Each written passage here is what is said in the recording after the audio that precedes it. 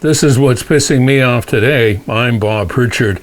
Well, I couldn't believe my eyes the other day when I was reading a story that was talking about the Canadian Union of Postal Workers.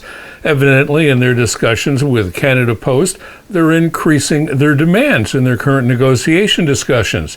Now, what I don't understand here is that these are people who are, well, quite bluntly, lucky to have a job.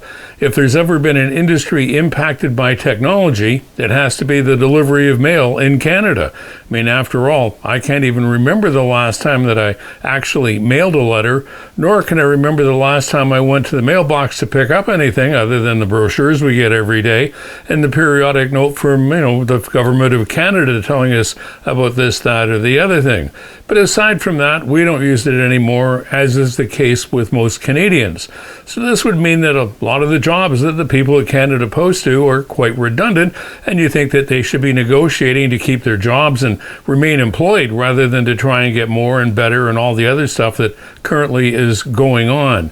I remember back when I was a kid in my teens, I worked at Canada Post over the Christmas rush, sorting mail downtown, and I got into trouble there. Apparently you can't sort too fast, otherwise you give a bad impression to everybody. So we went through that little discussion and ended up in a room with just myself and one other person and about 5 million pieces of mail to sort out. Hey, we learned our lesson. So I would think as these discussions move forward, the major discussion line should be what can the collaboration between Canada Post and CUPW do to make Canada Post more relevant to Canadians to get more pieces of mail moving, and if mail isn't going to move anymore because email's here to stay, then what can they do to compete against the private carriers, which appear to be dominating the overall delivery of parcels coast to coast in this country? And that seems to be a message which just isn't getting through to anybody, not if they're all discussing about, locking out or going on strike or working to rule or not working overtime or any number of other things which really don't make any difference to most of the Canadian population.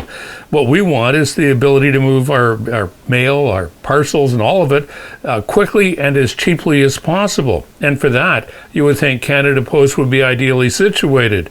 Well, maybe not. Maybe they're on their own little tangent out there doing their own little thing. And if I was working at Canada Post, I think I'd be really working hard in my brain to come up with a better solution that has winners everywhere and not just the Canadian taxpayer shelling out additional dollars to keep Canada Post afloat. And that's what's pissing me off today. I'm Bob Pritchard.